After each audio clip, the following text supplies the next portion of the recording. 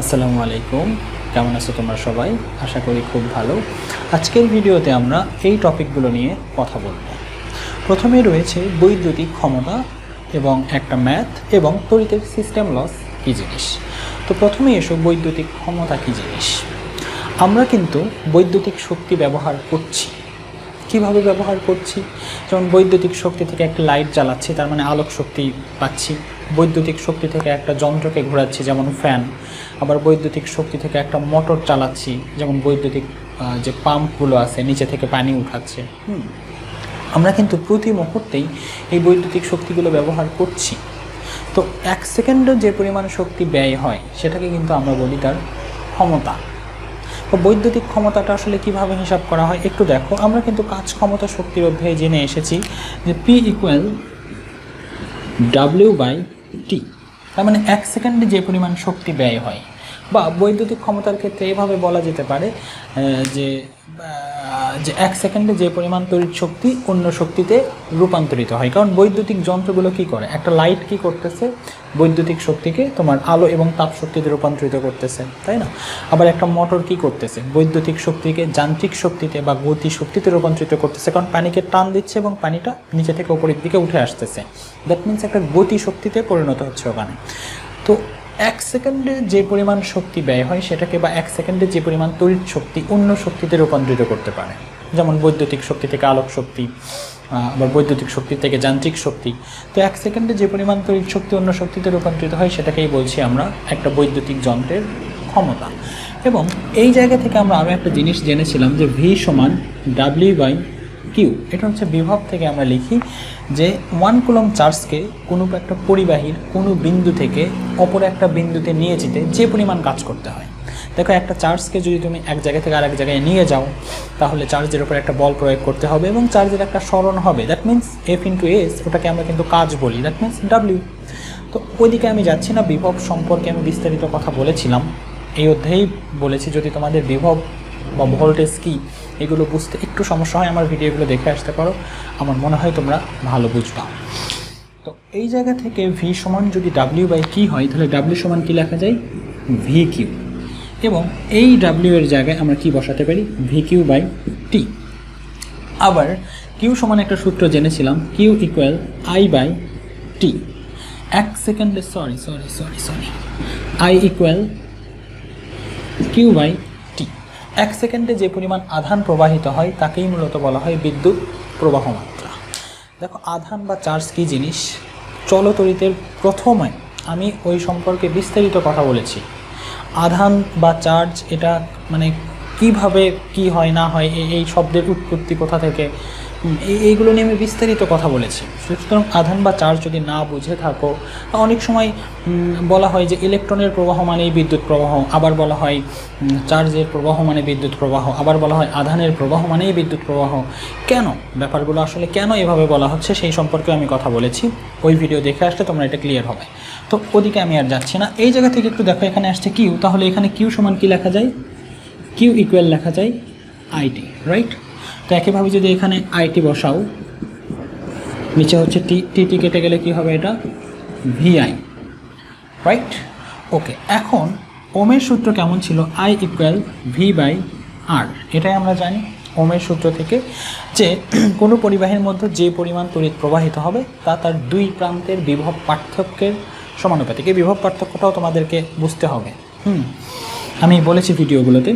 তো এখন I = যদি V/R হয় তাহলে এখানে লিখতে পারি V/R। যদি তাই হয় এখান থেকে আমার ইকুয়েশনটা কেমন দাঁড়াবে, V²/R। দেখো, অনেক ইকুয়েশন আসতেছে। P = যেমন VI, P = তেমন VQ/T, তেমনি P = W/T। আবার P = আমরা VI লিখতে পারি, P = V²I লিখতে পারি। হ্যাঁ, আমি কোন সূত্রে অ্যাপ্লাই করব সেটা তো ডিপেন্ড করবে আমার কার মান দেওয়া হচ্ছে, আমাকে উপাত্তে আমার সৃজনশীলে কিসের মান দেওয়া হচ্ছে তার উপর ডিপেন্ড করবে আমি কোন সূত্রটা অ্যাপ্লাই করব। আবার একইভাবে একটু দেখো, এই জায়গা থেকে V = কী লেখা যায়, লেখা যায় IR। যদি তাই হয় তাহলে এই জায়গায় কি লেখা যাবে, IR। V এর জায়গায় লেখো IR, তার উপরে স্কোয়ার দিয়ে দাও, নিচে হবে R। এখান থেকে লেখা যায় I²R² / R। আর কেটে গেলে এখানে কি থাকবে, I²R। তার মানে এইভাবেও আমরা ক্ষমতাটা বের করতে পারি। এটাও যেমন ক্ষমতা বের করার সূত্র, এটাও ক্ষমতা বের করার সূত্র, এটাও ক্ষমতা বের করার সূত্র, এটাও ক্ষমতা বের করার সূত্র, এটা তো ক্ষমতার অবশ্যই সূত্র। তো এই সবগুলো সূত্রই অ্যাপ্লাই করা যেতে পারে, সেটা ডিপেন্ড করবে শুধুমাত্র তথ্যের ওপরে। অনেক সময় বলা হয় যে এই বিদ্যুৎ কেন্দ্রের ক্ষমতা এত মেগাওয়াট। আচ্ছা, মেগাওয়াট বোঝার চেয়ে আমরা আগে কিলোওয়াট বুঝে আসি। তোমাদেরকে হয়তো বললো যে একটা বিদ্যুৎ কেন্দ্র যার ক্ষমতা হচ্ছে ধরো 2000 কিলোওয়াট, এভাবে লিখলো তারা, ওকে, বা 2000 ওয়াট, কিলোটাও আমি বাদ দিলাম। একটা বিদ্যুৎ কেন্দ্র যেখানে বিদ্যুৎ উৎপন্ন হয়, সেই বিদ্যুৎ কেন্দ্রের ক্ষমতা 2000 ওয়াট। এর মানে কি? আচ্ছা, ক্ষমতা সমান আমরা কি জানি? ক্ষমতা সমান জানি P = W/T। তাহলে P = যদি 2000 হয় এবং P সমান যদি W/T হয়, তার মানে এটা W/T সমান আসলে কত হবে? 2000 ওয়াট হবে, রাইট।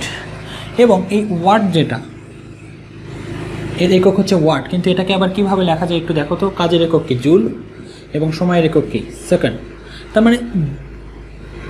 তার মানে হচ্ছে জুল পার সেকেন্ডও কিন্তু আমরা ক্ষমতার একক বলতে পারি। তো কোনো একটা বৈদ্যুতিক যন্ত্রের বিদ্যুৎ কেন্দ্রের ক্ষমতা 2000 ওয়াট বলতে বোঝায় যে ওই বিদ্যুৎ কেন্দ্র এক সেকেন্ডে 2000 জুল বিদ্যুৎ শক্তি উৎপন্ন করতে পারে। কেন? কারণ দেখো যে P সমান যদি আমার 2000 আসে, আবার P সমান যদি W/T হয়, তার মানে কি W/T এর মানে আসলে 2000, এবং W/T অর্থাৎ এই দুটাকে ক্যালকুলেশন করে 2000 পাওয়া যাচ্ছে। কোন ক্ষেত্রে এটা পাওয়া যেতে পারে? যদি কাজের মান বা শক্তির মান হয় 2000 এবং সময় যদি হয় 1 সেকেন্ড, সেক্ষেত্রে এটা কত পাওয়া যেতে পারে? 2000 ওয়াট পাওয়া যেতে পারে, রাইট। এবং এখানে দেখো তো, এই যে কাজ, এটা আমি এই 2000 কার মান বসাইছি? কাজের মান বসাইছি বা শক্তির মান বসাইছি। তো শক্তির একক কী হবে এখানে? জুল। আর নিচে এই যে 1, এটা আসলে কার মান বসিয়েছি? সেকেন্ডের, মানে সময়ের মান বসিয়েছি। সুতরাং 1 সেকেন্ড। তো যদি বলা হয় কোনো একটা বৈদ্যুতিক কেন্দ্রের ক্ষমতা 2000 ওয়াট, যার অর্থ হচ্ছে 1 সেকেন্ডে সেখানে 2000 জুল বিদ্যুৎ শক্তি উৎপন্ন করা হয়। যদি বলে 3000 ওয়াট, তাহলে প্রতি সেকেন্ডে 3000 জুল বিদ্যুৎ শক্তি উৎপন্ন হয়। যদি বলে 2000 মেগাওয়াট, তাহলে কি হবে? প্রতি সেকেন্ডে 2000 মেগা জুল বিদ্যুৎ শক্তি উৎপন্ন হচ্ছে। এই ছিল মূলত বৈদ্যুতিক ক্ষমতা নিয়ে কথাবার্তা। এখন আমরা এই ম্যাথমেটিক্সটা একটু করব, তবে এই ম্যাথমেটিক্সটা করার আগে BOT কী জিনিস, এটার পূর্ণরূপ হচ্ছে বোর্ড অফ ট্রেড ইউনিট, বা যেটাকে সংক্ষেপে বলা হয় ইউনিট। এই BOT বা ইউনিটটা আসলে কি? দেখো, আমরা কিন্তু প্রতিনিয়তই বিদ্যুৎ শক্তি ব্যয় করছি। ইউনিট মূলত শক্তির একটা একক। আলাদা শুনতেছো? আলাদা নয়, আসলেই তাই। ইউনিট হচ্ছে বা BOT, board of trade unit, বা যেটাকে আমরা বলছি সংক্ষেপে ইউনিট, এটা আসলে বিদ্যুৎ শক্তির একক। ভালো করে দেখো যে WKL বা P = আমরা কি জানি? W/T, যেখানে এই Wটাই কিন্তু কাজ বা শক্তি। কারণ আমরা জানি একটা যন্ত্র ঠিক সেই সময় পর্যন্ত এই কাজ করতে পারে যতক্ষণ তার মধ্যে শক্তি থাকে। তাহলে এই শক্তি সমান কি লেখা যায় একটু দেখো তো? P × T, right. এখন শক্তির এই যে কাজের একক আমরা তো জুল বলি, রাইট। কাজ বা শক্তির একক আমরা জুল বলি, কিন্তু কাজ বা শক্তির একক জুল বললে আসলে ইউনিট ব্যাপারটা কি এটা বোঝানো যাবে না। আমরা এই শক্তির এককটা কাজের এককটা লিখবো কীভাবে একটু ভালো করে দেখো। যে ক্ষমতার একক কি আমার? Watt, right. এবং সময়ের একক হচ্ছে সেকেন্ড। তোমার শক্তির আলাদা একটা একক হতে পারে ওয়াট সেকেন্ড। যখন তুমি এই ওয়াটকে পরিণত করবা কিলোওয়াটে, তার মানে কি?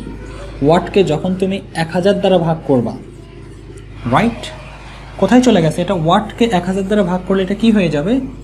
কিলোওয়াট হয়ে যাবে, রাইট। এবং এটা তো সেকেন্ডকে যখন তুমি 3600 দ্বারা ভাগ করবা, রাইট, তখন এটা কোথায় চলে যাবে? আওয়ারে চলে যাবে। তার মানে কি? Watt second. দ্যাট মিনস শক্তির একক ছিল ওয়াট সেকেন্ড, যেটাকে আমরা জুল বলে ডাকতাম। এই ওয়াট সেকেন্ডকে যখন তুমি কিলোওয়াট আওয়ারে পরিণত করবা, তখন এটাকে আমরা বলছি ইউনিট। তাহলে দেখো তো এই পাশে আসলে কি ছিল? শক্তি। ইউনিট হচ্ছে শক্তির একটা আলাদা একক, যেখানে আসলে শক্তিকে কিলোওয়াট আওয়ারে লেখা হচ্ছে। যখনই তুমি শক্তির একক কিলোওয়াট আওয়ারে প্রকাশ করবা তখনই সেটাকে জুল না বলে ইউনিট বলা হয়। এখন প্রশ্ন হচ্ছে, কেন আমরা এককটাকে বড় করে ফেললাম, কেন আমরা 1000 দ্বারা ভাগ করে দিলাম, কেন এখানে আমরা সেকেন্ড না নিয়ে ঘন্টায় নিলাম? তার কারণ হচ্ছে, আমরা যে বৈদ্যুতিক বিলটা পরিশোধ করি এটা কিন্তু 1 মাস পর পর, রাইট? 1 মাস পর পর, এবং 1 মাসে কিন্তু আমরা অনেক বেশি বিদ্যুৎ শক্তি ব্যয় করি, রাইট? আমার 1000 ওয়াট বলার চেয়ে 1 কিলোওয়াট বলাটা সহজ। যেমন ধরো তোমার 1 মাসে বিদ্যুৎ শক্তি ব্যয় হলো হয়তো 20,000 ওয়াট।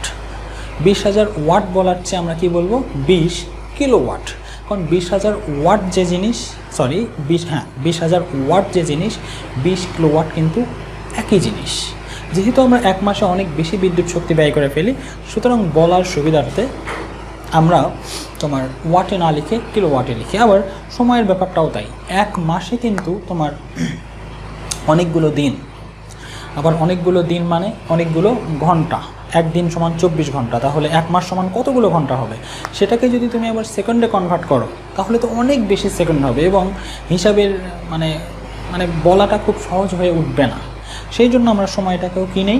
ঘন্টাতে নেই। অর্থাৎ তুমি যখন শক্তির এককে যখন তুমি কিলোওয়াট আওয়ার লিখবা তখনই সেটাকে আমরা বলি ইউনিট, নাথিং এলস।